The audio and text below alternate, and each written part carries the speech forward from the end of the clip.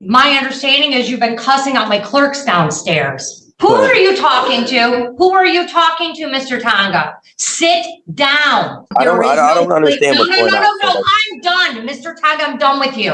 Mr. Tonga, in order for you to plead guilty, I must accept your plea. And I am not accepting your plea. You're not special here. I see you have a different persona when you're in a courtroom, right? You didn't come in here and talk to me that way. Well, based on what you're describing, it sounds like Brat's outbursts didn't do him any favors in court.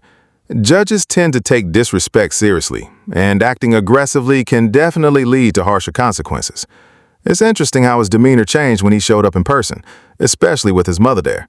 It goes to show that appearances and behavior can really impact a judge's perception.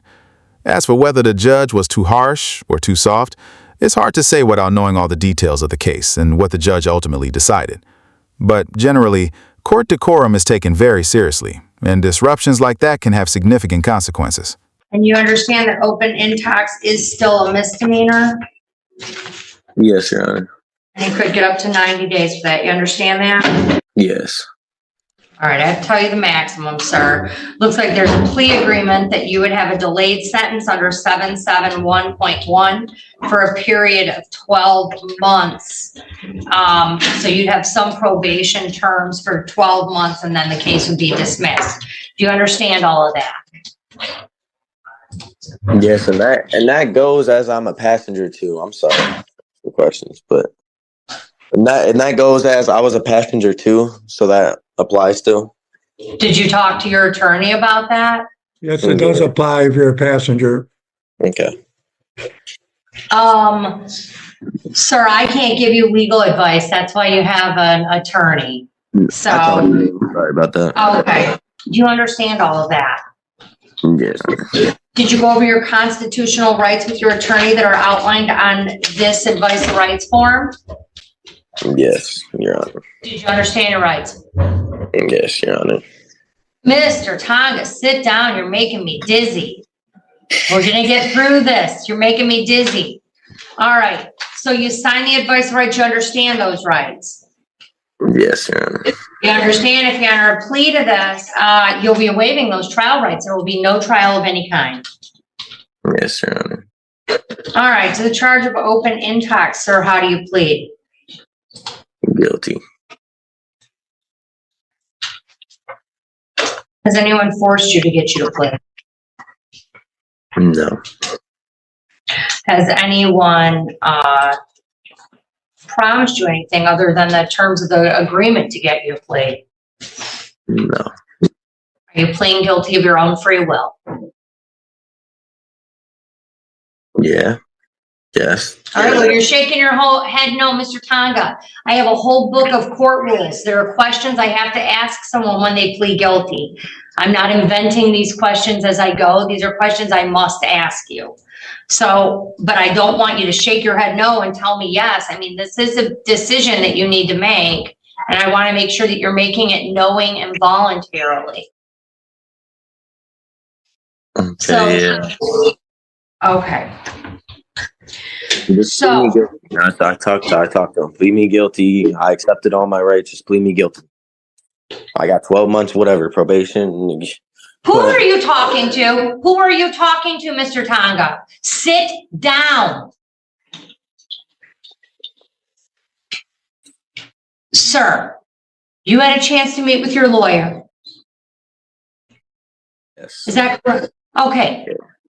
Listen, do you want the plea or not? Yes.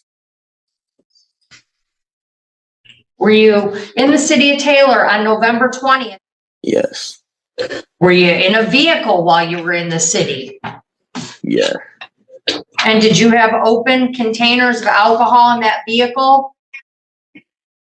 Yes. All right, I'm going to accept the plea as knowing and voluntarily given. He's going to be referred to probation so we can see if any terms are necessary or if it should be non-reporting. So, Mr. Tonga, you would be eligible for early termination under certain circumstances that the probation department will go over you and with you in more detail. But you're going to get a notice within the next week to appear for a probation interview. And after that, you will get a date for sentencing. Okay. Oh, I'm getting probation out of all of this. Is what I'm getting. Well, you have to meet with probation so I can determine what's appropriate for you. I wasn't even driving, but all right. All right. Well, given the context of the open container case and the rather unusual choices he made during the court appearance, the 12 months probation might seem like a lenient sentence.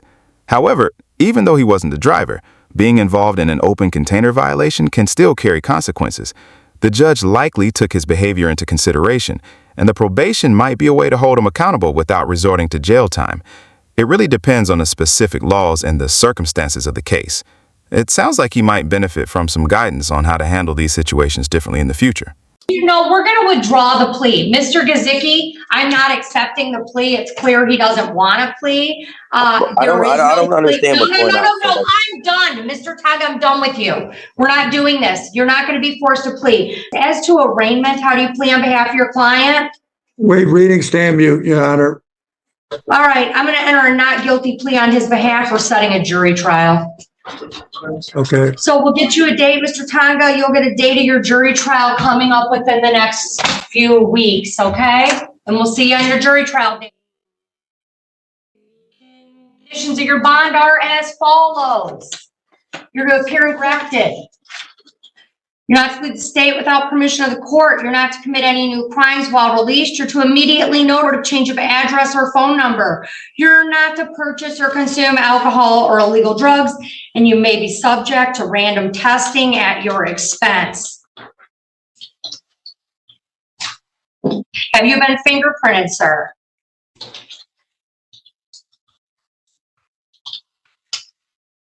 He took off. Oh, he left.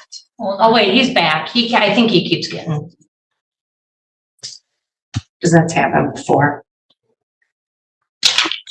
Mr. Tonga, did you understand all of that? I got kicked out. What do you say? I'm sorry. You're to appear in court as directed. You're not to leave the state without permission of the court. You're not to commit any new crimes while released. You're to immediately notify the court of change of address or phone number. You're not to purchase or consume alcohol or illegal drugs, and you may be subject to testing for those substances at your expense. Drive a vehicle without a valid license, and you have a $500 personal bond. You'll receive notice of your next court date in the mail, sir. And you're all set. So I didn't accept the plea, so I have another court date, basically. Yeah, you do. You're going to trial. For why? I accepted my plea. Because I did not accept your Mr. Tonga. In order for you to plead guilty, I must accept your plea, and I am not accepting your plea. I didn't. So I'll see you on your trial day. I will see you on your trial day, sir. You're excused. My understanding is you've been cussing out my clerks downstairs. So what are you here for? What? Yeah, I didn't talk to no clerk. Okay, well, it's a recorded. So they have a recording of you talking to them and cussing at them. Right. Anything else? Why are you back? What can I help you with? I was wondering what was going on. The attorney didn't let me know what I was getting. So when he told me that I was getting probation for 12 months or whatever, it surprised me. So that's why I reacted the way I reacted. All right, we're going to have an in-person hearing. But I didn't know what was going on. You're going to be here in person next Monday. I called the court. And you're going to be here at 9 a.m. next Monday. Okay. Which is February what? 26th. February 26th for an in-person hearing at 9 a.m. Okay. 226? And that. Wait, 225. Yeah. Okay. 225 next Monday at 9 a.m. 25th is a Sunday. I'm looking at March. Nope. Hold on. Let's get this together. No, in February 26th, Monday at 9 a.m. When I was in the room and they said I was cussing, I was in the room by myself. You're gonna be here 9 a.m. Okay. in person next Monday for a hearing. Okay. And you're all set. We'll see you next Monday in person. It sounds like a pretty intense moment for him. It's always interesting to see how people react when they're faced with the consequences of their actions, especially when they've been defiant. The video evidence adds a whole new layer to the situation. It'll be interesting to see how the judge decides to proceed, whether she sticks with the probation or adjusts the terms. That's lovely. Come on up, sir. Mr. Tonga, did you get a chance to watch a movie today? Did you get a chance to watch a movie? Yeah, I did. What'd you think of that? Is that your mom with you? Yeah. Did your mom get to see that movie? No. Oh, your mom didn't get to see that? I'm sure she'd be very proud of you, wouldn't she? Disgusting how you behaved on that video. I apologize for how I reacted and the things that I said. Sorry. Jeffrey Phantom on behalf of Mr. Tonga. All right. So, I'm sorry. no, you go ahead, Mr. Fanto. Mr. Tonga is prepared to enter plea guilty open and talks as a passenger under 771.1. Because the file last week was to send him to probation for an assessment.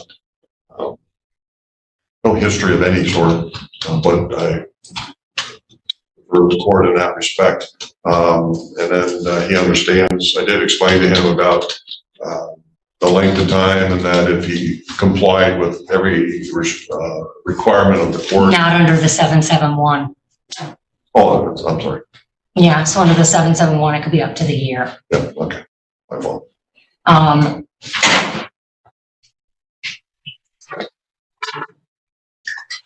It'd be 12 months. And Mr. Tonga, before you threw your hissy fit and then stormed out of the virtual courtroom and then logged back in and began cussing and spewing vulgarities at my Zoom clerk, before that happened, I was trying to explain to you that the reason that you go down to probation is to determine if you need anything. I don't know. It could be non-reporting. I know you don't have a record, but I don't know anything about you. So the goal is to send you down there, they talk with you, and then they make a recommendation. You get to speak with your attorney about it. I get to review it. And then I decide on what I think is an appropriate sentence, if anything. Yeah, I know that. I'm sorry. I mean, I will tell you that if I would have seen how you were behaving down there before you were excused for the day, you would have done jail time. You would have been held in contempt of court, and I would have put you in jail for at least 10 days. Like, I don't know where you come from. How old are you? 21. Okay, you're young, you're immature, incredibly immature. You need to learn how to behave appropriately in adult settings. This isn't 8th grade. This isn't your senior year of high school. You're in a courtroom, sir. And I'm not going to tolerate it at all. You're not special here. And when you meet with the probation department, if they come to me and they tell me that you're disruptive down there or vulgar down there, because I see you have a different persona when you're in a courtroom, right? You didn't come in here and talk to me that way. You got a little mouthy, but you certainly didn't behave like that in here, did you? Well, it's tough to say for sure without knowing all the details, but it sounds like the judge gave him a real opportunity and he didn't take advantage of it. Sometimes a stern lecture can be enough to make someone realize the consequences of their actions. On the other hand, for some people, a tougher consequence might be necessary to really drive the point home. It really depends on the individual and the specific situation. No, you didn't. But you didn't have a problem behaving that way with clerks. If you act that way with my probation officers, I will give you jail. You could do 90 days in jail, and you can withdraw your plea. You're going to treat the people in this building with respect. That's fine. They didn't get you here. You got you here.